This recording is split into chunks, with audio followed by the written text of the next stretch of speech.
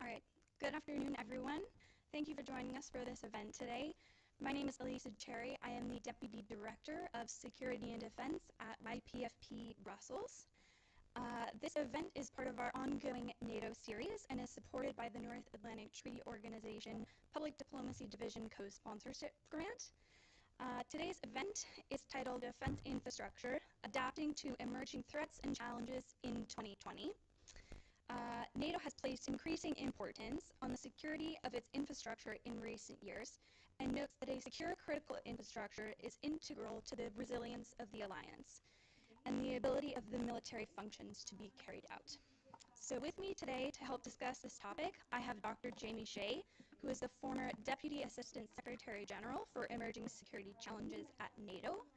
Jamie is also a Senior Fellow at Friends of Europe and a former Professor of Strategy and Security at the University of Exeter. So thank you, Jamie, so much for joining us today. Unfortunately, we did have Dr. Antonio Miseroli on the program, but he was unable to be here today, so I am sorry about that. But Jamie and I are going to continue our discussion one-on-one. So the format of today's discussion will be very conversational, and I would like to remind all participants watching that you have the opportunity to ask questions either on Facebook or on YouTube, whichever you're connecting with. Just put your questions in the chat box and we will get to them at some point. So please state your name and affiliation when you are making your response or your remarks. And with that, I believe that we can personally and to young professionals in foreign policy for inviting me once again to appear at one of your meetings. This has always been one of the more pleasurable aspects of the NATO agenda because you normally held these meetings in some very sort of interesting exotic bars that I'd never discovered during all my years in Brussels somehow. We usually ended the meetings with a good Trappist ale or two. We can't do that at the moment, so first let me congratulate you for having moved so professionally into the virtual world, but I hope we can go back to that modus operandi again in the future. But thank you for inviting me.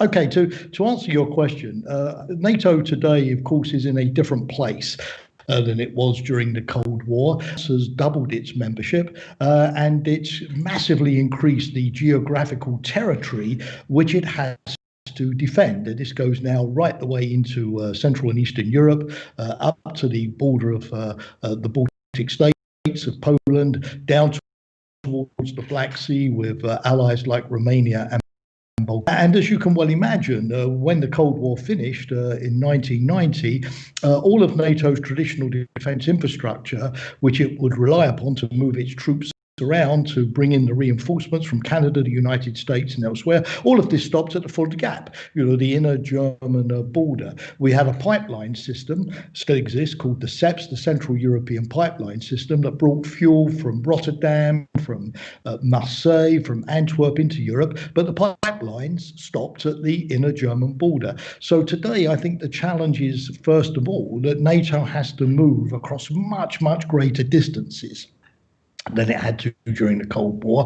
And frankly, as you would imagine, there is still a disparity in terms of the amount of infrastructure and the quality of infrastructure between new members in Central and Eastern Europe, who emerged, of course, from the communist economy, and Western Europe. So just to give you a practical example, a few years back, we had problems moving tanks across Germany on the rail system, which would then have to be unloaded and reloaded when they reached the Polish border at Frankfurt an der Oder, because the gauge of the Polish railway system was different. And of course, if you're in a conflict, you can't afford the enormous loss of time in having to do that. So this greater distance is the one issue. Secondly, NATO has gone for a new strategy now. As you know, during the Cold War, we had hundreds of thousands of Allied troops stationed in forward positions in Europe. We had 340,000 Americans, 55,000 Brits, 40,000 French, Canadian units, and so on and so forth, as well as 495,000 German troops in the Bundeswehr. These numbers have shrunk considerably, and NATO has decided, given the current security situation, that its deterrence can be ensured by having 5,000 Allied forces in 4 essential battalion units in Poland and the 3 Baltic states. So that means that NATO does not have permanently stationed in Europe the forces that it would require to be able to defend itself in the event of a conflict. It's much more reliant upon reinforcements now than it used to be. These have to come quickly in the event of a crisis into Europe and have to be quickly transported, 1,500 kilometers from Antwerp to Lithuania or Estonia or Latvia, for instance, or to the Black Sea. So NATO has a much bigger movement challenge and a bigger logistics challenge than it had during the Cold War, when it could eventually sort of fight its way to success, largely with what it had in theatre. There are many other aspects that we can talk about. I won't overload the first answer to your question by raising all of these issues now, but one key difference is the privatization of much of this critical infrastructure. All of these things, communications, railways, highways, ports, all used to be airports in the hands of the state. Now they are as much as 95% in the hands of the private sector, and that represents a major challenge when it comes to access and to security. But maybe we can get into all of that as we go through our conversation this evening.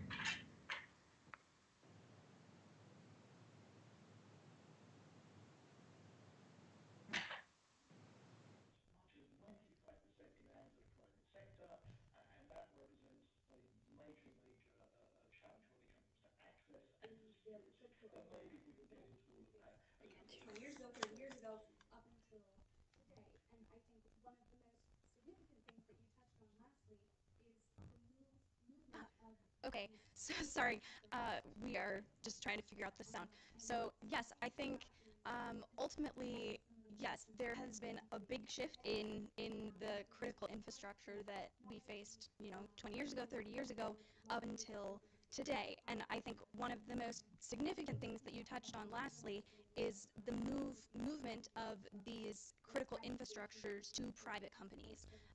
And so I think that is, especially now with some of the threats and challenges that we face today, including cyber threats, technology, those kinds of things that are largely incorporated into the private sector.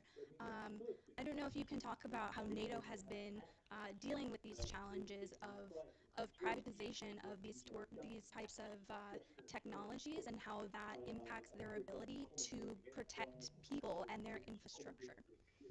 And saying, you're not going to sort of transport toys to Japan any longer. We need you now to transport to the Baltic states or to the Black Sea. The private sector, of course, cannot be bossed around, if you like, in the way that one government ministry can commandeer another government ministry. So the first thing is to engage the private sector in a dialogue to incentivize them to think of security, to think of redundancy, to be ready in terms of preparations to be able to assist. And of course, their business culture is different, Elisa, as you can imagine. They don't think redundancy. They're based on competitiveness, just-in-time delivery, not holding large stocks or large reserves. And over the last couple of years, they've been very much used to a globalization culture, which is that if one supplier falls away, no bother, we can quickly go to another supplier. Or we have these complicated global supply chains that means we can bring things in from China or from India or Indonesia or Asia very quickly. So the first thing that you need is to get a sense of vulnerability mapping, have a problem in dealing with this infrastructure. Where would your problem occur? Where would your vulnerabilities be? What kind of redundancy do you need to bring in? Just to give you a practical example, for many years after the Cold War, the United States was bringing in all of its equipment into Europe through the port of Bremerhaven in Germany. But should you rely just upon one port? What if that port is paralyzed by a cyber attack that completely messes up all of the unloading and logistics system? Because now, of course, all of these things are controlled digitally. And if the digital system packs up, the whole supply chain packs up. You saw this with Maersk, the Danish shipping company, representing 25% of container traffic globally, which was paralyzed for weeks a couple of years back because of a cyber attack in Ukraine, believe it or not. And I think that was a wake-up call. So clearly, you have to think of diversifying elsewhere so that you reduce those kind of vulnerabilities. The second aspect here is, of course, that the private sector hasn't often thought security. Again, if you sell an iPhone, you want it to be competitive, so it costs you, let's say, €1,000. If you want a totally secure iPhone, you can get one, but it's going to cost you €4,000. And the private sector obviously hasn't in the past felt it necessary to make those kind of investments because it would be a more difficult iPhone to handle, and it would be vastly more expensive. So now you have this whole question of how do you convince the private sector to accept these higher standards so that it cannot be disrupted so easily. For example, electricity grids, or the SCADAs, the industrial control systems that manage these grids, or oil or gas or pipelines, all of the energy on which you rely, on the telecommunications network. These did not have security by design. So now how do you retrofit in security by design? I would say, just to finish on this, for now, the EU here is a vital partner for NATO, because NATO is not a regulatory body, but the EU is. And just to give you a practical example, a few years back, the EU introduced the NIST directive, the Network Information Security Directive, which has imposed on companies in the EU much higher standards of cyber security. Better protocols, better firewalls, better software, and the to reveal breaches very quickly so that we know about them and can act upon them. And if companies don't do this, they face higher fines. So what the EU is doing to protect the cybersecurity of its citizens also helps NATO by making these networks more resilient, less likely to be disrupted, and therefore NATO military commanders can use them, of course, to command their troops should it come to crisis or conflict.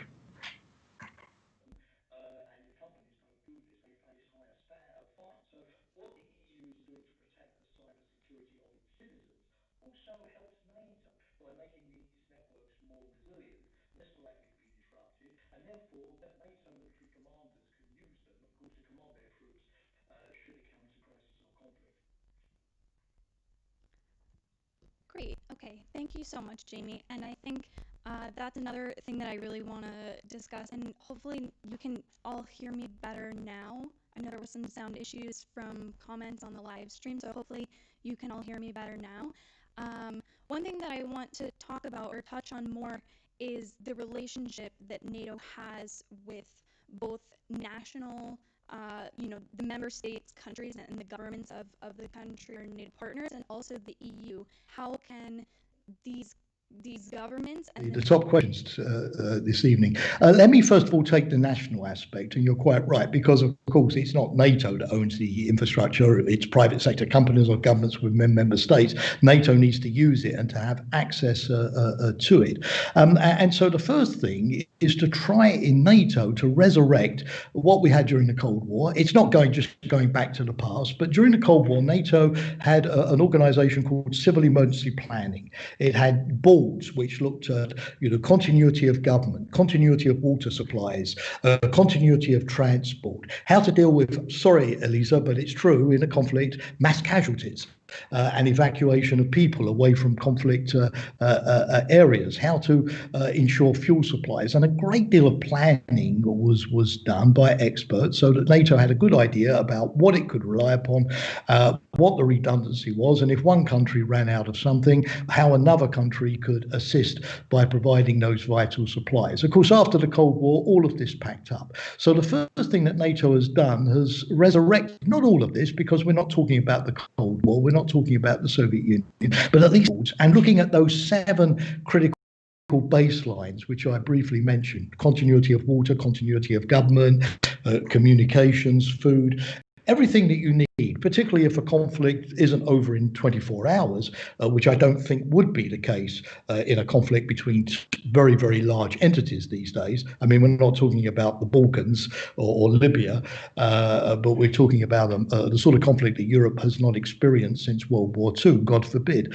And so what NATO has done is sent round a questionnaire to its member states. And as I mentioned, there are now twice as many as during the Cold War, and said to them, look, please report back to us on how equipped you are to cope with these situations. How many reservists can you mobilize? How many police can you have protecting government missions?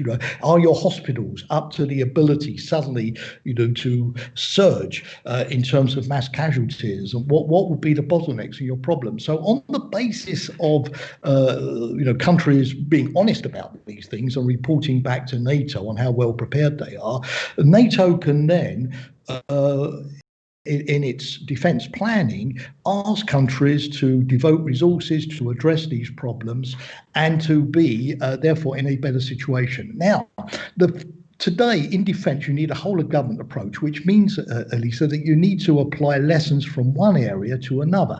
Now, COVID here, although it's been a complete disaster for our economies and for the terrible loss of life, but at the same time has been a useful lessons learned experience, because NATO has seen, for example, how easy is it for a French unit to transport infected patients to hospitals in Germany. How easy for a military over into the neighbouring airspace, and what kind of protocols? How easy has it been to transfer personal protective equipment from one country to another? How is the Italian health system in terms of that surge capability compared with the German system? How good has the Dutch system of picking up pandemics early, situational awareness, compared with another country? Because although this is, of course, not a conflict and it's not a man-made epidemic, it's a natural phenomenon, nonetheless, the same principles of what we call resilience and preparedness apply, and NATO could then feed these lessons in. For example, NATO had to severely reduce a major exercise that was going to test this infrastructure earlier this year, called Defender Europe, because of the impact of the pandemic. It couldn't bring all of the soldiers in. So NATO could also see that if, for example, it had to fight a war while a pandemic was going on, how could it cope? So the important thing is again, to see where the nations are, assess your vulnerabilities, see where the gaps are, and then address them. Now, the second part of your question was also extremely relevant, which is NATO EU. And here, I can give you one example called military mobility. As I mentioned in my first part of the answer to your first question, obviously the alliance has got to be able to use all of this civilian infrastructure. But the EU is currently spending about 18 billion euros overall in its trans-European transport networks and its Connecting Europe facility on upgrading a lot of this infrastructure. For example, building a railway system from the Baltic states to Poland. It has 9 different corridors where it's looking at rail, road, communications, and so on. And so what NATO has done is to say to the EU, please EU, before you spend all of this money, could we send you our military requirements? What the routes that we're going to need, the links that we're going to need in order to defend Europe, and could you have a look at that and tell us how these civilian upgrades can benefit us in the military field? And we've discovered, or NATO has discovered, I talk if I'm still there, that 94% of NATO's military requirements and what the EU is doing to upgrade civilian infrastructure overlap. And the EU actual framework has devoted 1.5 billion euros to this military mobility, and that's going to massively help NATO. So now it's going to be dual use. If there's no war, great. It's going to allow you to jump on a high-speed train and go from Poland to Tallinn much more quickly for your weekend break. But if there is a conflict, that infrastructure is going to make it much easier for NATO to move around Europe. So that's one of these examples where, as John F. Kennedy would have said, a rising tide lifts all boats. super interesting, and I think that was probably the question that I wanted to learn the most about, because I think the way EU and NATO interact it's a constant discussion over every single issue that both NATO and the EU deal with, is how to build that cooperation more closely and also to avoid duplication. So I guess in the sense it's good that we've got the military alliance and then the economic union working together to build both a strong civilian critical infrastructure and also a military defense critical infrastructure together. So let's see, we have one question here from Kirill. I hope I'm saying correctly. And this question is, what is NATO's response towards Turkey allowing the transit of Russian military cargo through the Bosphorus and the Dardanelles sea channels to Syria? Does NATO even have a stake in this? Is connected immediately to one of NATO's defence plans, and of course NATO has its contingency plans to obviously deal with a situation where there would be attack on a NATO ally, and it's not unique, for example, that NATO countries would either permit the transit or even port visits by or Russian aircraft landing in the airports of NATO countries. For example, as you know, Lithuania allows Russia to transit into Kaliningrad, the enclave, which is done on the basis of a bilateral agreement. Russian ships have visited NATO ports on friendly visits, and this actually can be useful in terms of promoting dialogue and reassurance, of course, and good relations. Because NATO is not out to confront Russia, it obviously wants to continue that dialogue as well. And provided this is done on the basis of by transparent arrangements, it's not necessarily problematic. Of course, what would happen in the case of crisis or conflict, where you would need to close off that kind of transit or facilities, is going to be important. But allies are transparent with each other about these kind of things. And again, what countries do outside the immediate NATO defence purview is something that comes under their own sovereignty.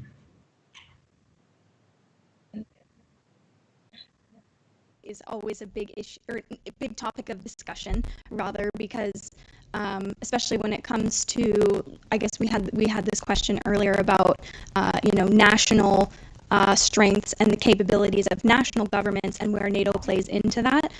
This case of Turkey, it's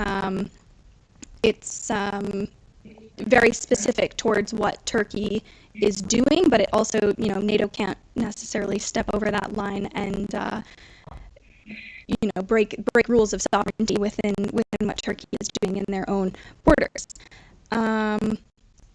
So we can go back to everyone from that's connecting on the live stream. Please continue to ask your questions, but until then, I will just continue to ask my own questions, and we'll just keep going between Facebook, YouTube, and the questions that I have myself. So, Jamie, my next question is, what do you perceive to be some of the biggest threats and challenges that could impact defense infrastructure, either for NATO or for, just the world in general today in 2020? Well, that's a very, very good question. I mean, obviously, there are an enormous number of challenges. I mean, one, of course, a very practical one between NATO and the EU and governments. And it's very practical. It's just sort of sorting out basic stuff. For example, during the Cold War, you could move shells or tanks around with live ammunition quite easily. After the Cold War, environmental standards went up massively. And Elisa, if now you were driving your tank full of chemical substances along a German highway, you would quickly be arrested for breaking environmental standards and becoming a public hazard. Unfortunately, the military need to use dangerous goods. So, we need to sort of go back in Europe to regulating this environment. I'm not arguing that we should, be environmental vandals. Of course not. But in a conflict, a crisis situation, you do need to be able to move. So rapid customs clearance, not getting stuck at borders with customs officials saying, sorry, have you paid VAT on this shipment? It may sound funny, but the EU has done a great job at regulating this kind of environment. Emissions on aircraft noise, and jet fighters make a lot of noise. And we need to make sure that in a crisis we have a more flexible arrangement, which means that we don't get stuck at borders. There's a common certification and a common form. It's what General Ben Hodges, a former commander of US army forces in Europe, has called the military Schengen. You need to get your military across the borders just as quickly as we drive across borders in the Schengen environment. That may seem easy, but believe me, it's been problematic for NATO up until now. So that's one thing. Secondly, we need to have this dialogue with the private sector so that gradually they upgrade what they're doing to meet basic military standards. For example, when I was at NATO, I was actively engaged in the NATO industry cyber partnership, where we had specific arrangements with the tech companies that often produced much better intelligence that we got from any other sources on cyber threats, malware analysis, giving us backup in a crisis situation. Even with denial of services attacks on NATO infrastructure, we found that basically the only way to stop the problem was to call up, British Telecom or Deutsche Telekom with their forensics and their ability to spot things and bring them in to help us. I think another challenge is going to be to mobilize civil society. You remember when we had a couple of years back, remember WannaCry, that cyber bug that came out of North Korea? It wasn't an intelligence officer sitting in the National Security Administration or MI5 or GCHQ that finally solved the problem. It was a hacker. A guy actually had a criminal conviction for hacking, but who basically was able to analyze the WannaCry malware and produce the patch which stopped it. And up until then, it had, you remember, paralyzed the British National Health Service and caused mayhem to Renault, Saint-Gobain, the German Bundesbahn, and the like. It's a lesson that I think people are learning fast, that in this age of so-called hybrid attacks and disruptions, that you may have aimed at your critical infrastructure, sabotage operations, cyber attacks, and so on, fake news campaigns. Often, you need to appeal to patriotic people in our community, just like the Estonians have formed their cyber defense league from part-timers who work for banks during the day and have all of these skills. You need to mobilize them to support your civilian to deal with the problem. For example, when Maersk was attacked, as I mentioned, the Danes called up people that they had in their society were cyber experts who could be brought to bear. So we now need a much greater mobilization. This is no longer a job just for the military themselves. Very quickly, I could also mention space. NATO, as you know, Elisa, declared space as its new domain of operations in London last year, because when you look at it today, more and more of the command and control, the data exchange, the cloud computer storage, for example, the environmental mapping, the early warning, financial transactions, it's all being done from space.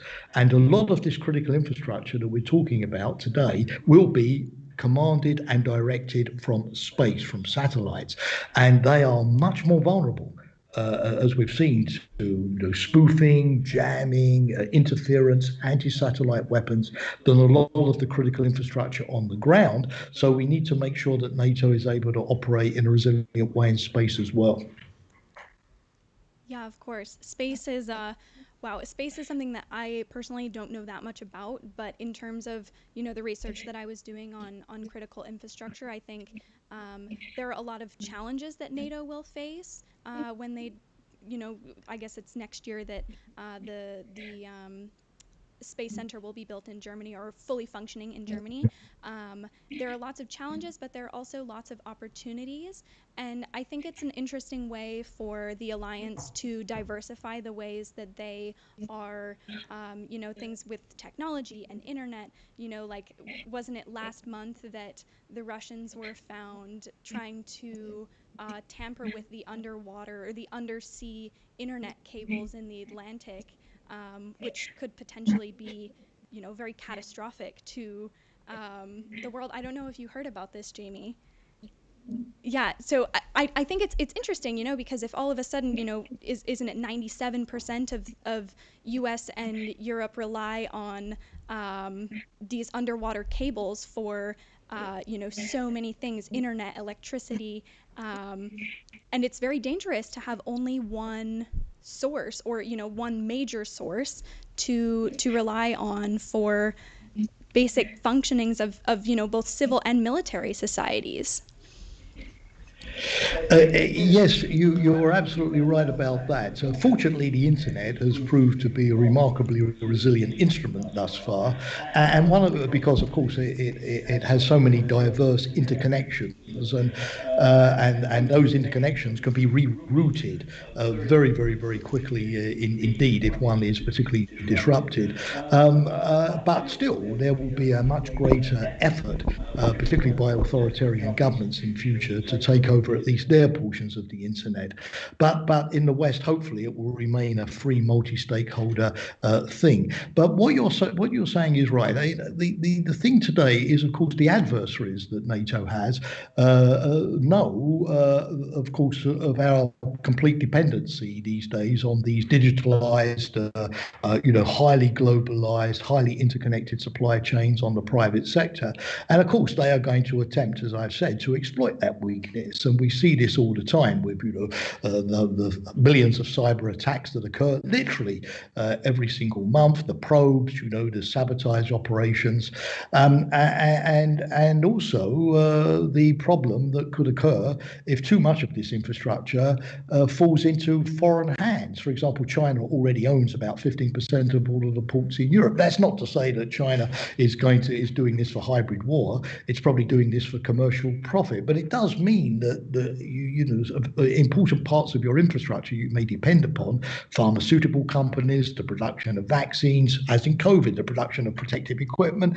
Even France woke up to the fact that it couldn't produce its own paracetamol anymore when it was hit by the first wave of COVID. All of these things that we used to produce ourselves have been offshored. So I think there's a short-term aspect to your question, Elisa, which is how do we deal with all of these probes and attacks, and a long-term question, which the EU is looking at, of course, in the wake of COVID, about reshoring. What of these critical supply chains do we bring back? What is the risk assessment about producing at home vis-a-vis producing abroad? If we depend upon India or China for one particular medicine, how can we get it from somebody else? Nobody's investing in just one vaccine at the moment. Everybody is investing in at least 5 different vaccines, not only because they want to see which one is going to be the winner, but they want to make sure that, with these, competitive supply chains, they can go elsewhere if they need to. And of course, foreign direct investment screening, which the US has been doing, which the EU is doing, is now going to be more important as people want to make sure that they look at the security and not just the commercial aspects before they invest in a major dependency on a foreign supplier. We've had this whole debate in Europe, of course, with Huawei and the 5G technology in recent times. Now, the second aspect of your excellent question is that, to some degree, this is a bad thing and not a bad thing, because when you are dealing with probes every day of the week, which is not warfare, which people are not getting killed, thank God, through cyber attacks, at least not yet. And where you're seeing what foreign powers are trying to do, like get into your systems, you mentioned this, the underwater cables, plant bugs, look for vulnerabilities. You have got time to basically up your game.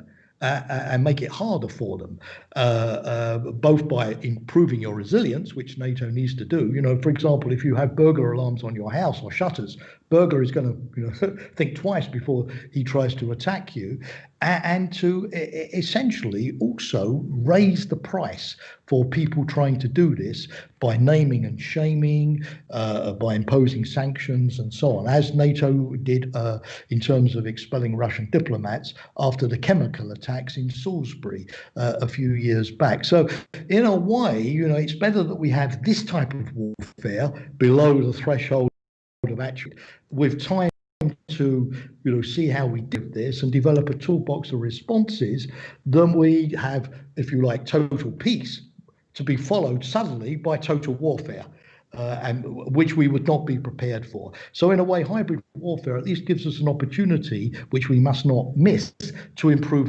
our resilience. Excellent answer to my question, and it definitely helps me understand these issues a little bit better.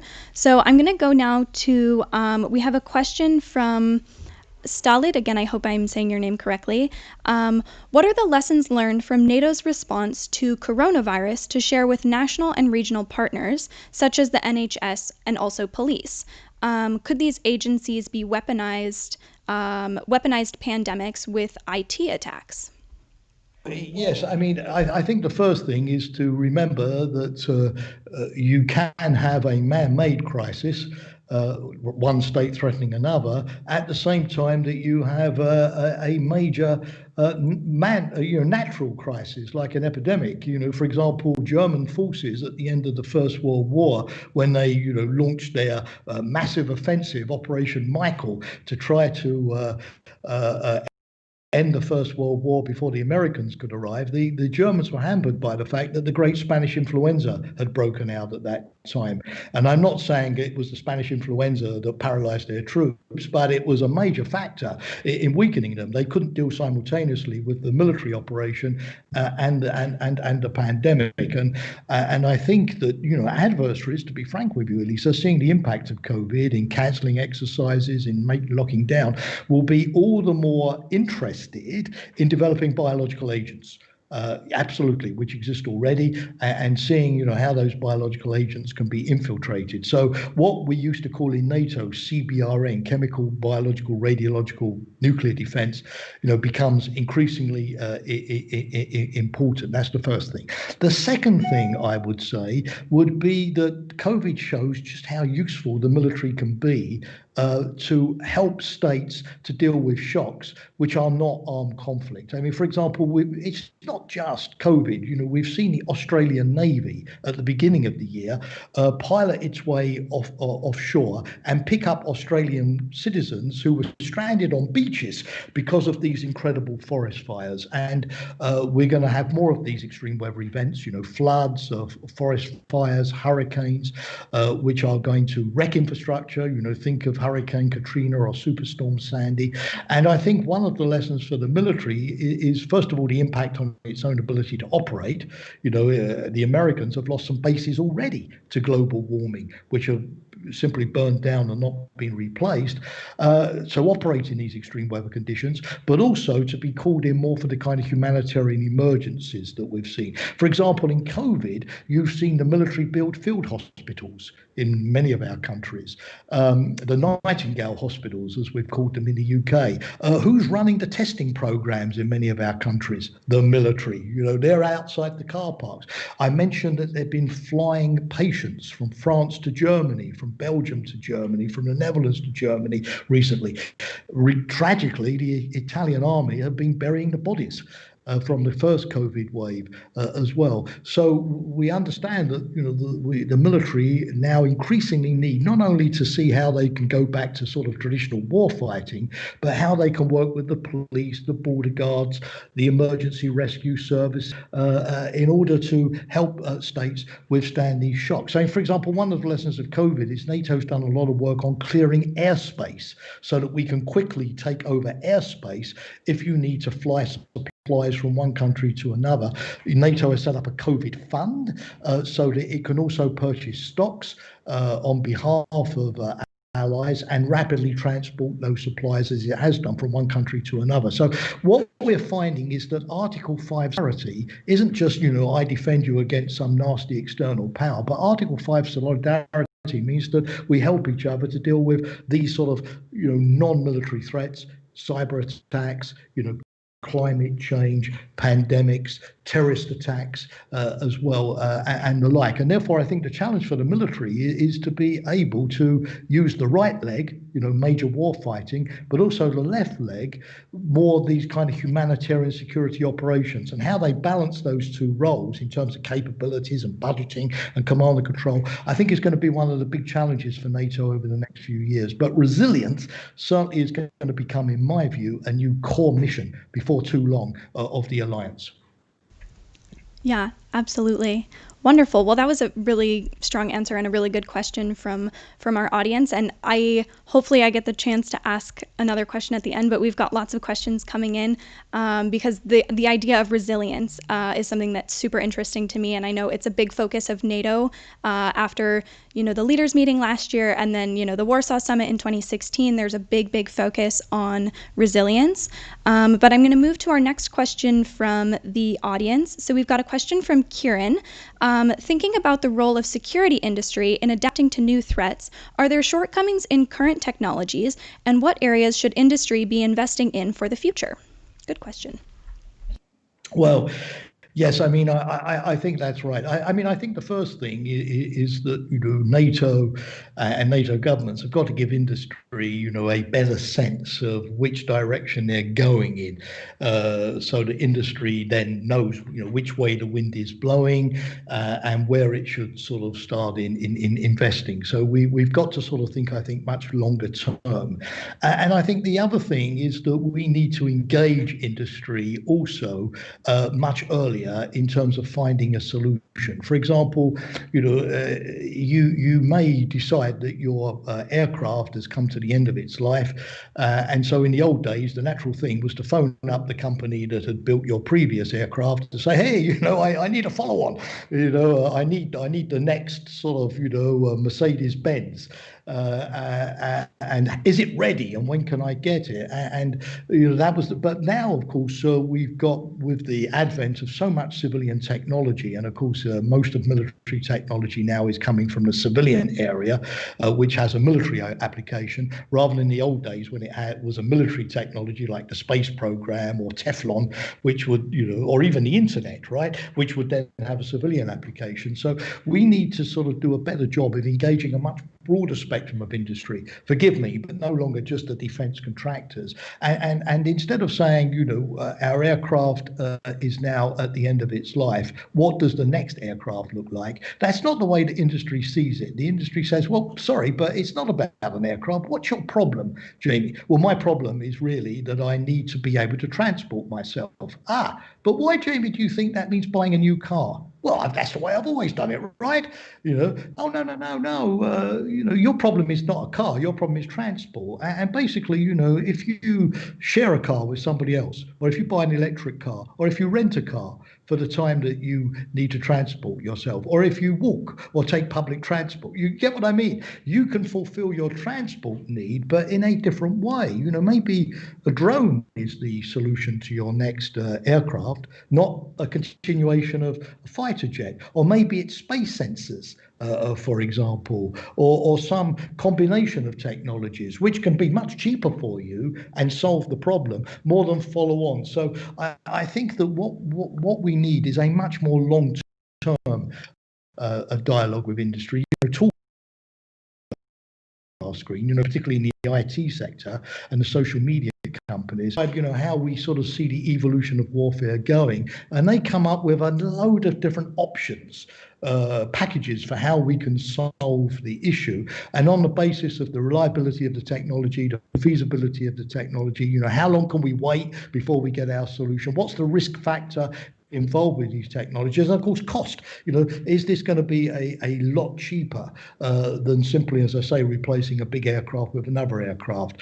And we haven't really, I think, had in NATO so much in the past that kind of long-term scanning the horizon approach that we need in terms of technology. But now that budgets with COVID are going to be under an enormous lot of pressure, right? I think there's going to be more appetite for this sort of blue sky thinking. Is from Lavinia at YPFP, and she said the pandemic's economic consequences, so again, what we were just talking about, will most likely increase pressure on allies to shift resources to health priorities, for instance, other than defense. So if so, what will the impact of the 2014 Wales Defense Investment Pledge? What would be the implications of defense spending cuts for alliance force planning? Yes.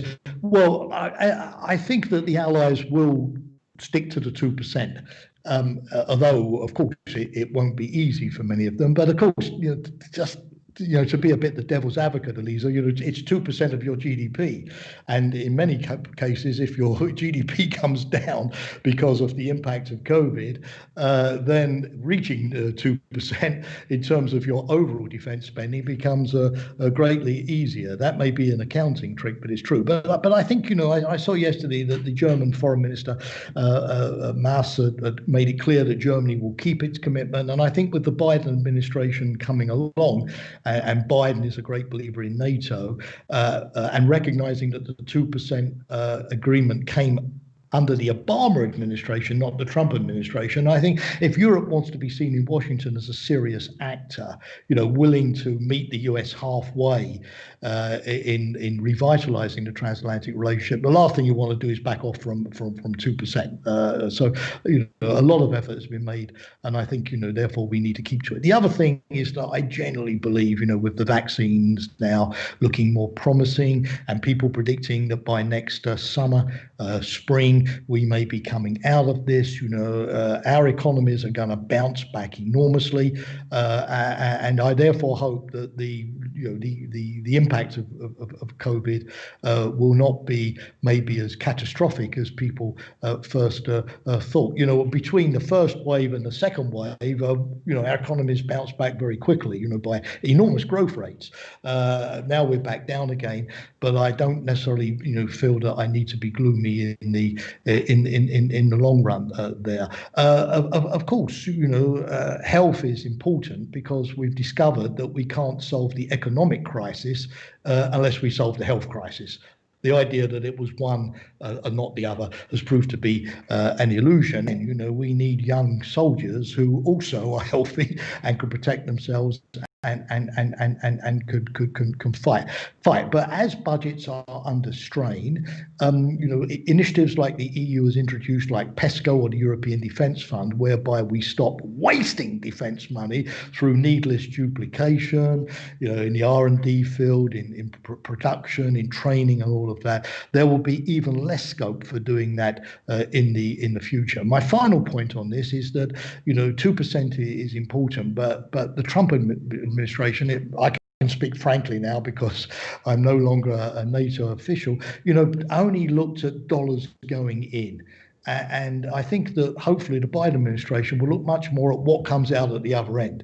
You can spend 2% badly, or you can spend less well. Well, I'm not saying that countries should not spend 2%, but looking at what capabilities they get, what kind of contribution they make, their overall effort, not just cash, but also commitments and capabilities, is going to be an important part of this equation as well. But the world, I have to say this, Elisa, the world, unfortunately, has not become a more peaceful place during the COVID-19.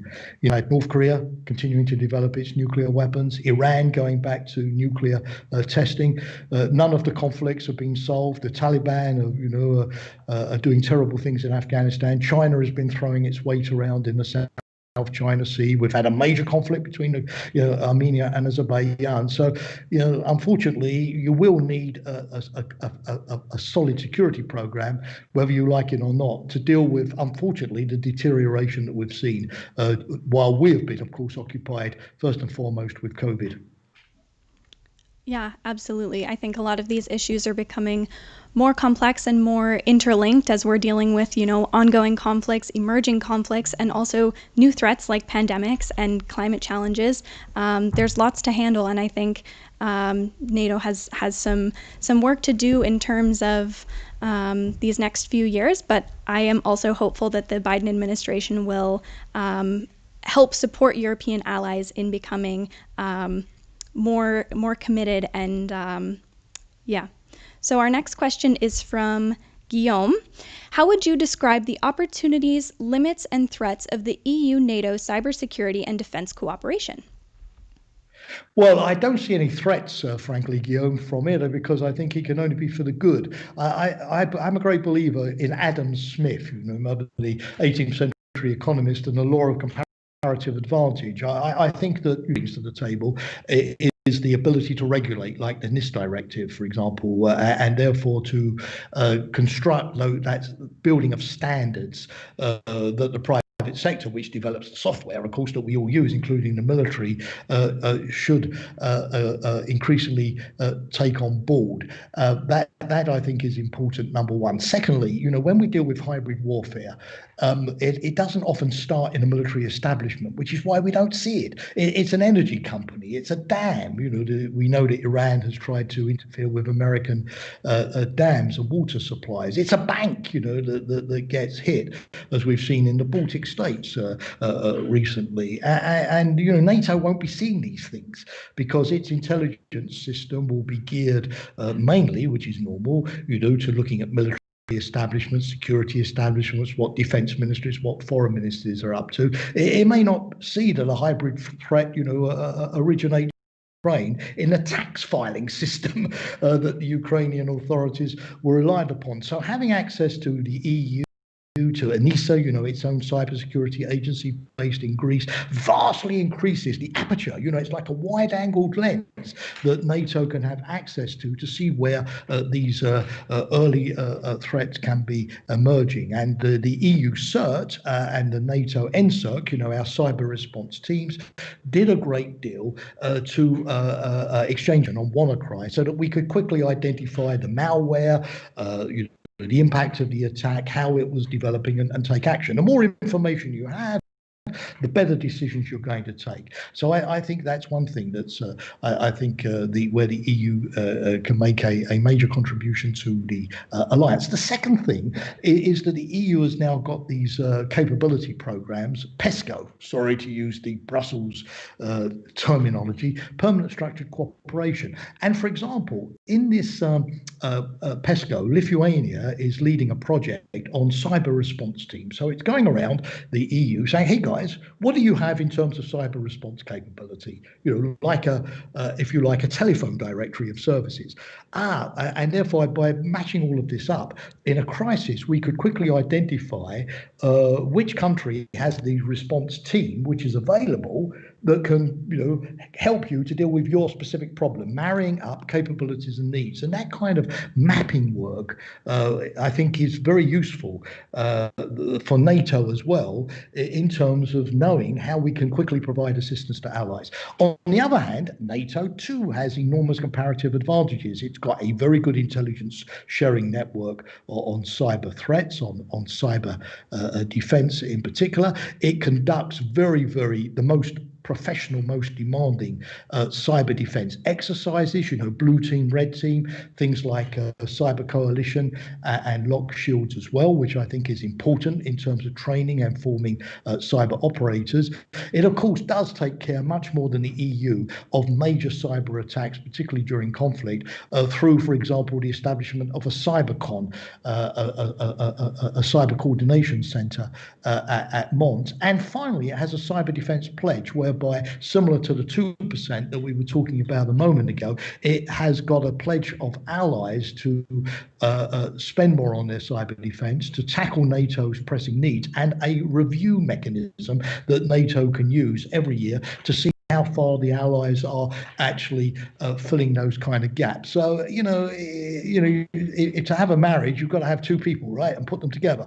You can't have a marriage with one person only. You need two, and the complementarity is often what makes for the strength of those kinds. I think the law of comparative advantage is the way that NATO is going in terms of its relationship with the EU. Great.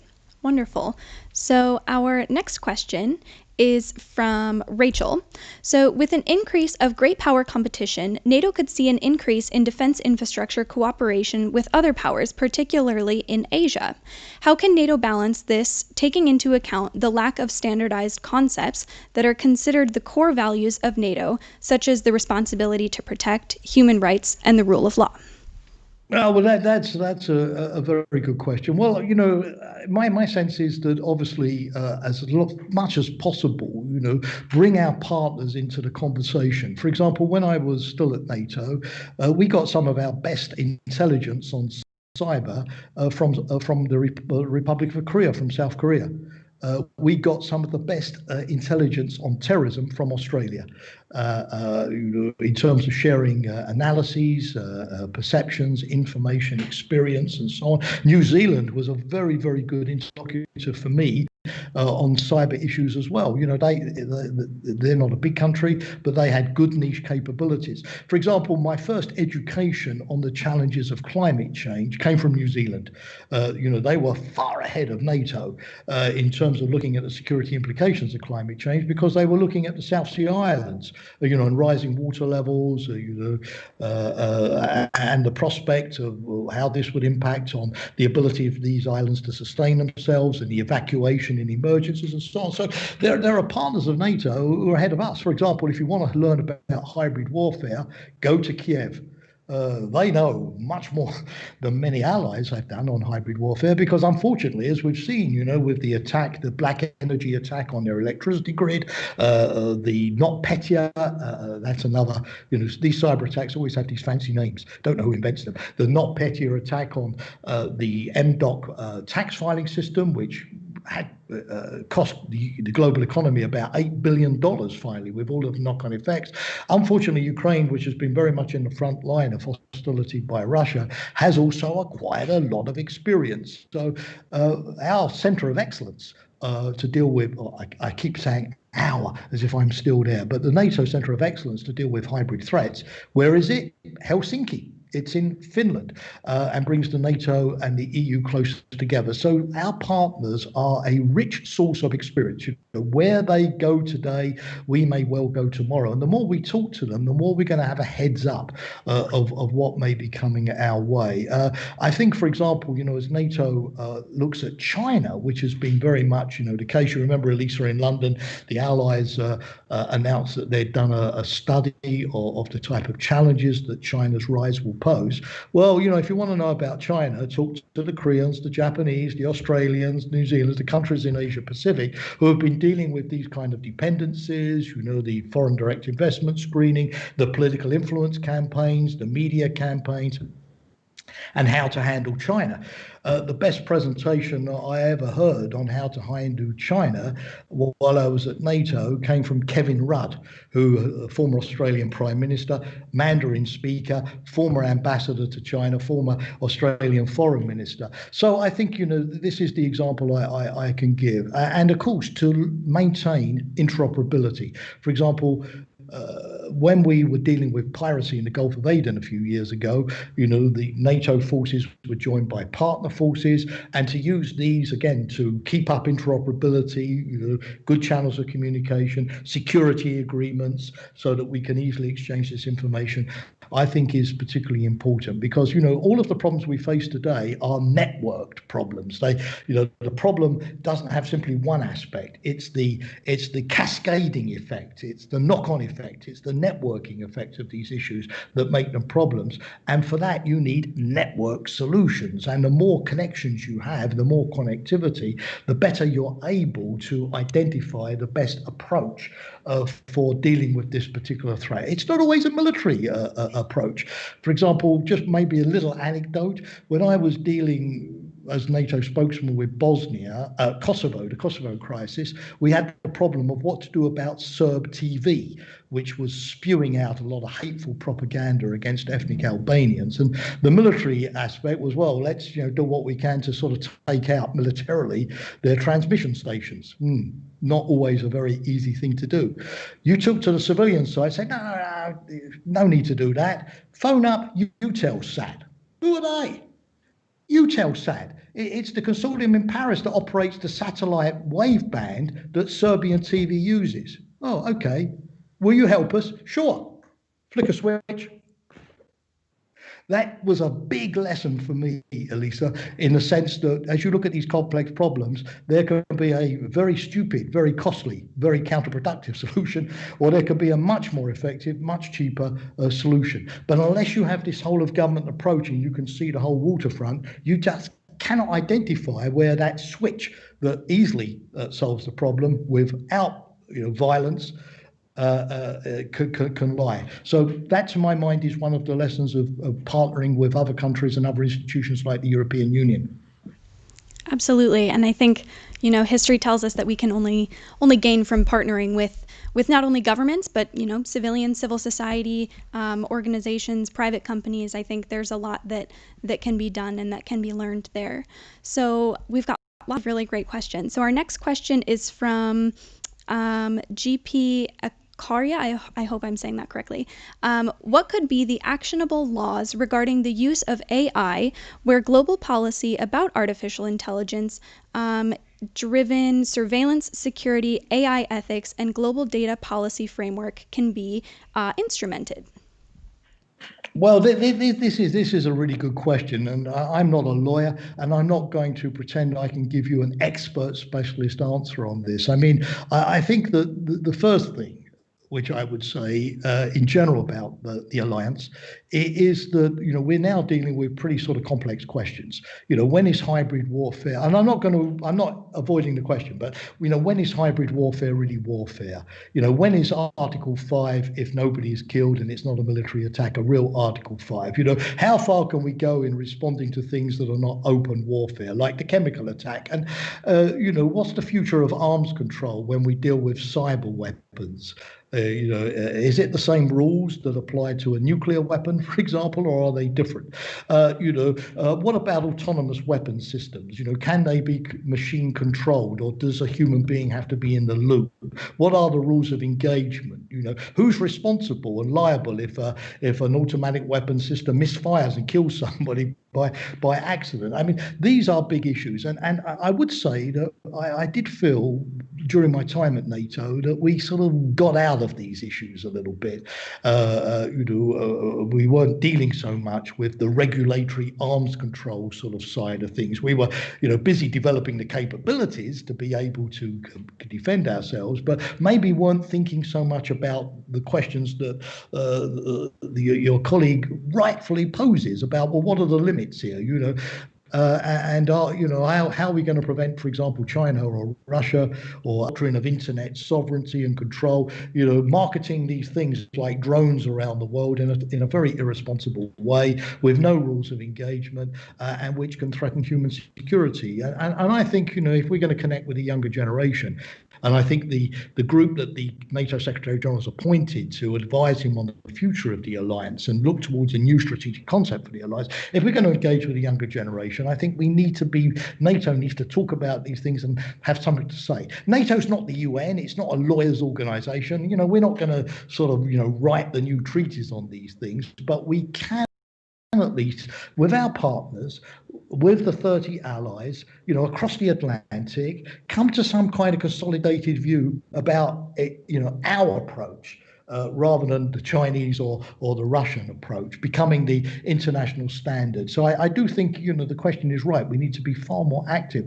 The problem is that we tend to wait for the technology to sort of come along, like artificial intelligence or like cyber weapons or robotics or DNA engineering or bioengineering, and then think, oh my God, how do we sort of now put the genie back into the bottle and re-establish some type of control? And technology moves so quickly that our public policy debate, like the regulation of social media companies, 20 years after the invention of Facebook, we suddenly wake up to the downside in terms of fake news, manipulation, bots and trolls and all of that, and then say to the social media companies, guys, what are you going to do about this? So I think a much earlier dialogue is important. Establish some sort of basic rules of the road, and then having done that, thinking, okay, which international organization is best placed?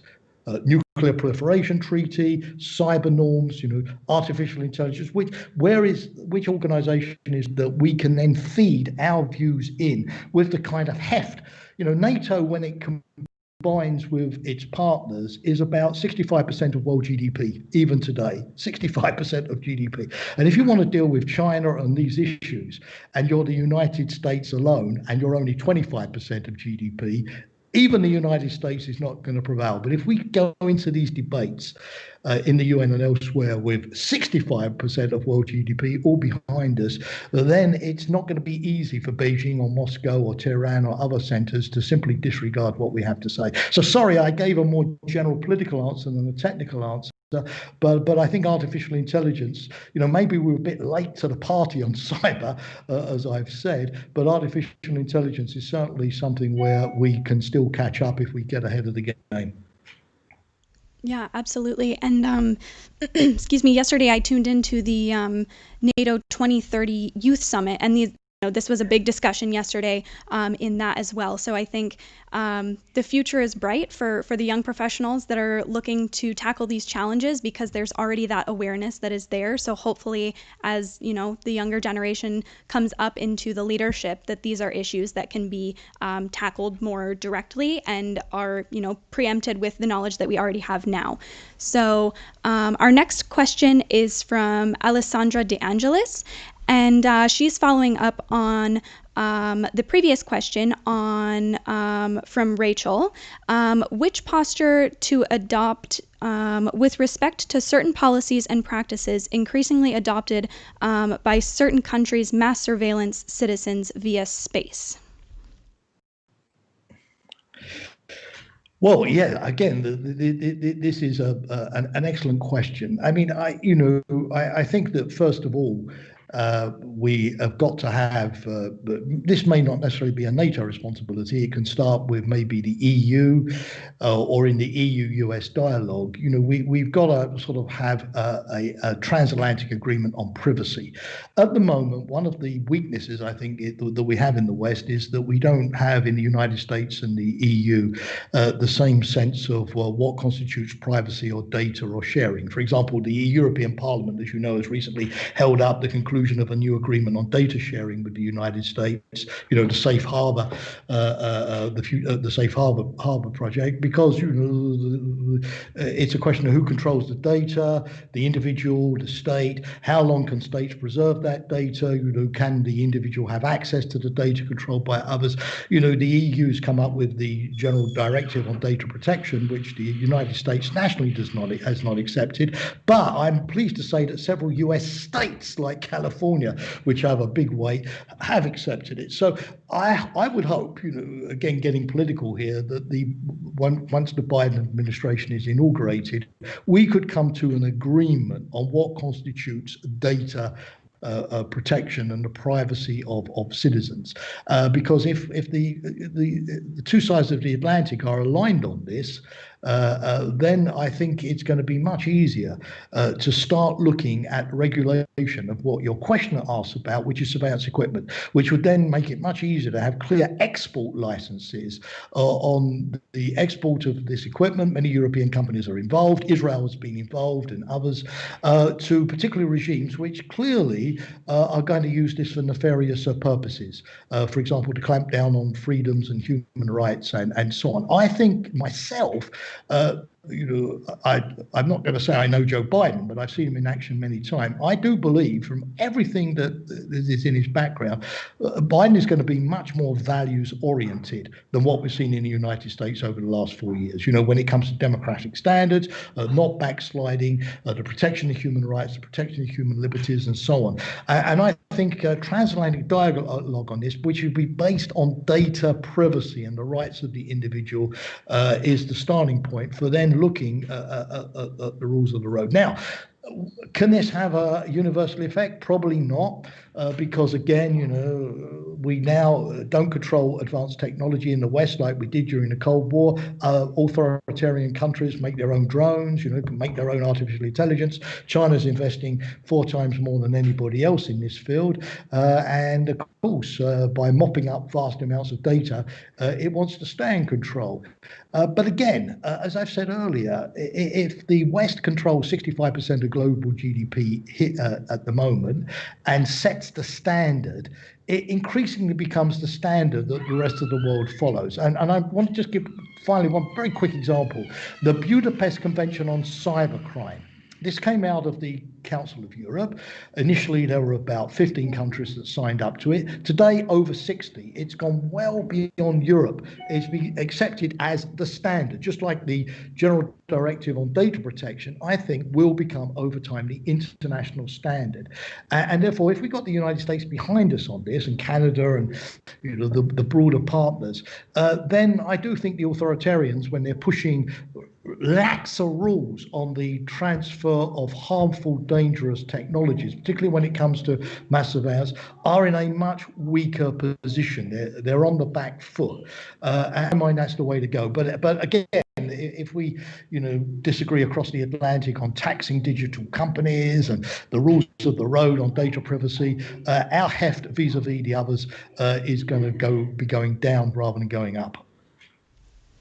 Yeah, absolutely. And I think it's really great that our audience, a lot of these questions are focused on technology, artificial intelligence, cyber, that type of thing, because I do think that it's important and it will continue to be important in the upcoming years. And so let's see, I don't see any questions right now. So let me ask my last question, and then if we have another question at the end, so for people watching at home, if you have one final question, try and get it in there, and then we'll wrap up. So I'm to kind of wrap up. So at the defense ministers meeting in October, the ministers agreed to strengthen the allies' resilience pledge when the NATO leaders meet in 2021. So if you could give some recommendations or concrete actions that you think need to be taken beyond the commitment to improving resiliency to the defense infrastructure of allies, because I think, a lot of times there's fluffy talk and, words like resilience, but concrete actions speak differently, and I think a lot of times we don't necessarily see what those actions are behind the scenes. So I don't know if you have any recommendations or thoughts on what you think the alliance can do. Well, I think that's, again, the questions are fantastic. I only wish the answers could be as good. But anyway, I'll do my best. My sense is that we will have, with Joe Biden taking over in January, a NATO summit pretty soon. We will have, in a couple of weeks' time now, Elisa, the report of this group of experts that I referred to that's been looking, of course, at NATO's future, particularly its political consultation. But I'm sure it will go wider than that and also look at its missions.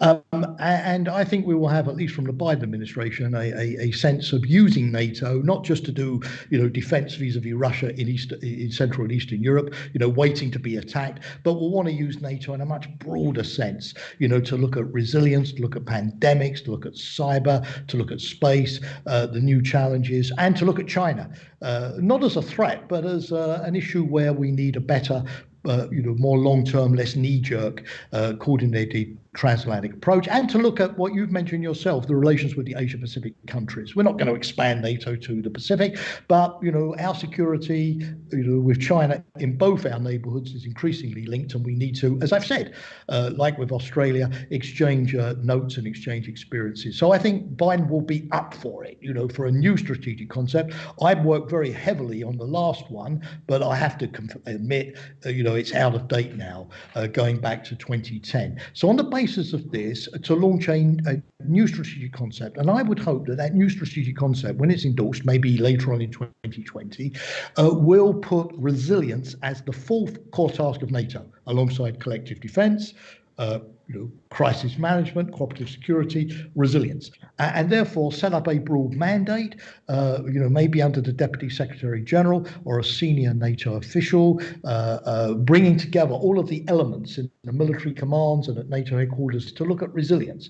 And what we need, I think, is a annual resilience strategy, a roadmap, which a number of priorities, which gives, in the NATO defence planning process every year, a kind of resilience annex, whereby NATO would assess the vulnerabilities, whether they are linked to hybrid scenarios or I think, you see with climate change, having more and more of these at the moment. And even if, the US comes back into the Paris Agreement, unfortunately, 2% of global warming is irreversible. So we can only mitigate this. We are not able to eliminate this as well.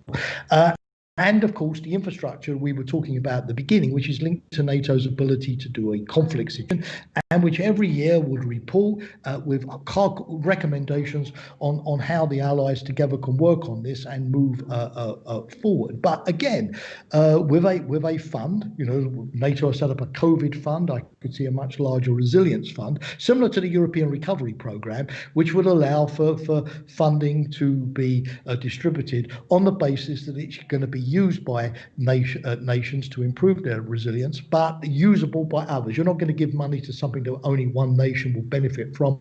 These funds have got to benefit all of the alliance in a collective way. One aspect, for example, is going to be redundancy. It's going to be storage. I started by saying that a lot of American troops are going to have to come back to Europe in a hurry if we face a conflict.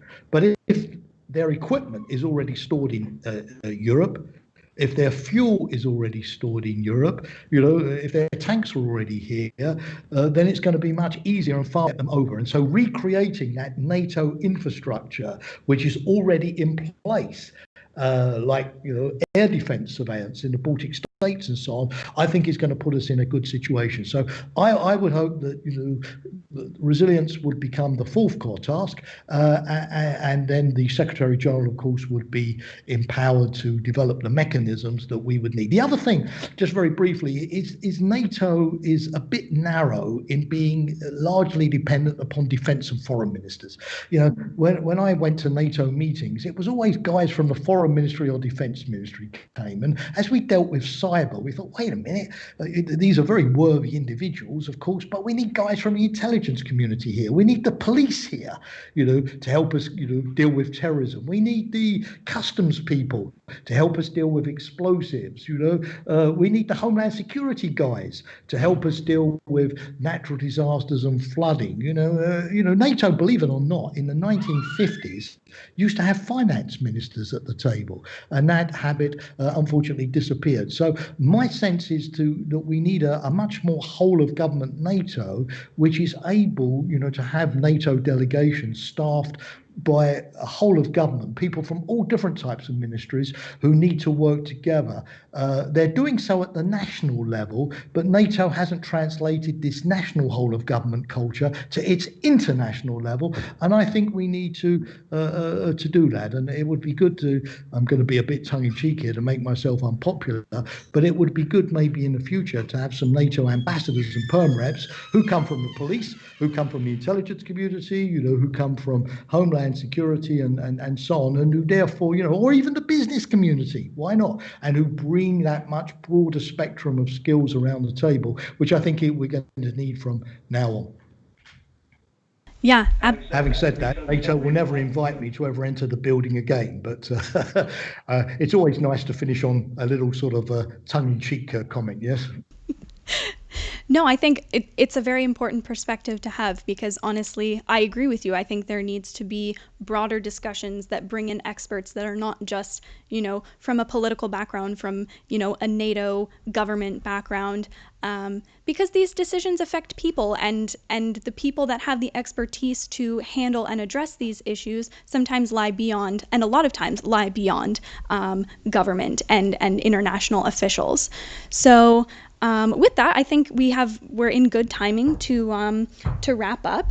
So I just want to share a quick reminder to our audience. So we have 3 more events in our upcoming NATO series for YPFP. Our next event, which discusses a lot of the things that we discussed today, is on climate change, and the role of NATO within climate change is on the 19th of November, and that is already published on our website. As well, we have the event on missile defense on the 26th of November, and that will be held here at the Press Club in a similar format. So it's also on our website. You can sign up to be reminded of the live stream online. As well, you also have the opportunity to share your thoughts and assessments with us on today's event through the survey link, which will be in the description box below, as well as in the chat box. We value your feedback, and it helps us to continue to be able to host events like this for the future and next year as well.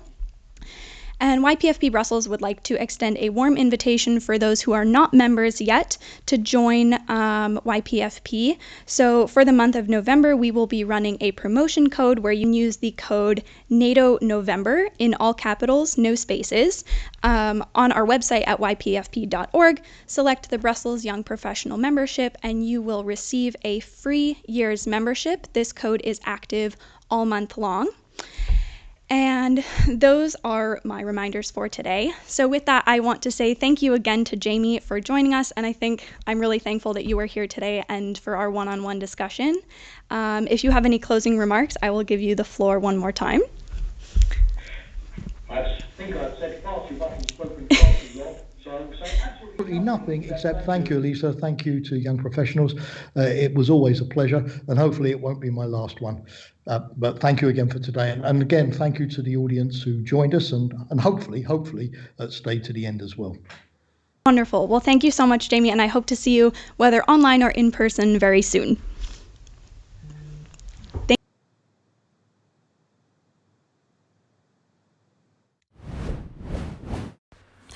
Thank you for attending YPFP's live stream. We would like to kindly ask you if you can provide your feedback on the event through the following QR code or accompanying link, which is also provided in the description box below.